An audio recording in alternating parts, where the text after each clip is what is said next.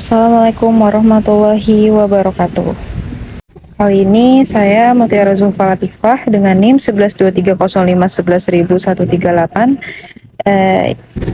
Saya ingin menyelesaikan tugas saya, yaitu sejarah peradaban Islam, perkembangan dan runtuhnya dinasti Umayyah.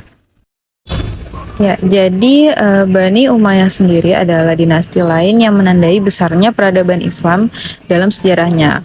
Kesultanan ini berdiri selepas kejadian Tahkim dalam Perang Siffin yang melibatkan Ali bin Abi Thalib, Muawiyah bin Abi Sufyan sebagai pendiri sekaligus khalifah pertama Bani Umayyah menjalin kesepakatan damai dengan sang Khulafaur Rasyidin. Nah, pada periode pemerintahan itu ada periode pemerintahan Bani Umayyah dibagi menjadi dua, yaitu Damaskus atau Syria dan Andalusia atau Cordoba atau Spanyol. Lalu selepas Ali, pemerintahan yang dilanjutkan Hasan bin Ali cenderung lemah hingga menyerahkan pada Muawiyah. Nah, masa keemasan dinasti Umayyah itu puncak kekuasaannya itu pada masa pemerintahan Abdul Malik bin Marwan. Nah, dinasti Umayyah mencapai kejayaan dan kekuasaan yang luas.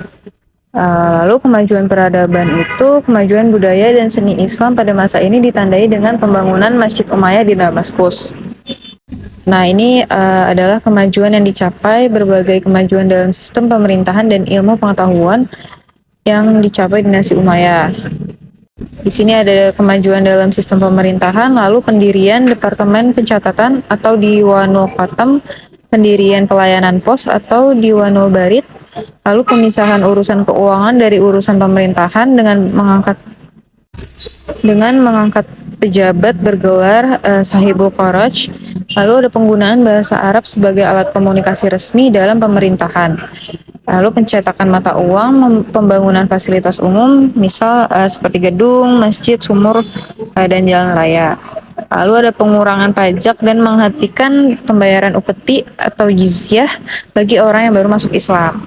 Kemajuan tersebut juga membuat stabilitas politik dinasti Umayyah menjadi berhasil mempertahankan selama masa kepemimpinan para khalifnya. Lalu selanjutnya adalah kemajuan dalam agama dan ilmu pengetahuan.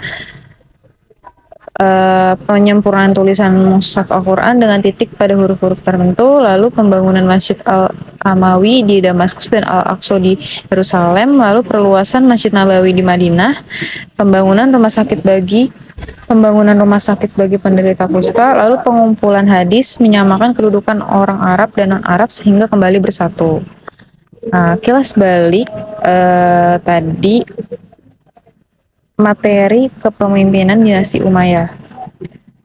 Jadi Muawiyah satu itu pendiri dinasti Umayyah yang berhasil mengonsolidasi kekuasaan dan memindahkan ibu kota ke Damaskus.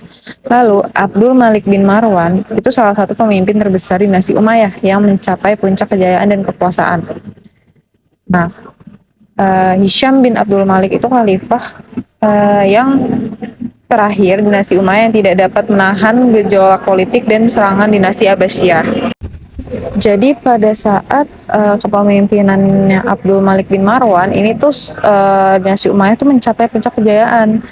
Nah, sedangkan di Hisham bin Abdul Malik dia khalifah terakhir yang tidak dapat menahan gejolak politik dari serangan dinasti Abbasiyah atau keruntuhannya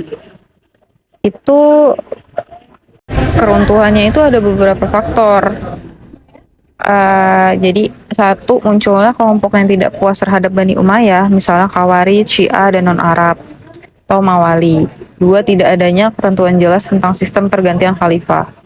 Tiga, perpecahan antara etnis suku Arabia Utara atau Bani Qais dengan suku Arabia Selatan atau Bani Kalb yang senang hidup mewah. Terus keempat, terbunuhnya Khalifah Marwan bin Muhammad yang dilakukan tentara dinasti Abbasiyah sebagai akhir dinasti Bani Umayyah di Damaskus. Nah, yang terakhir munculnya kekuatan baru yang dipimpin keturunan Al-Abbas bin Abdul Thalib sebagai saingan Bani Umayyah. Segitu saja dari saya.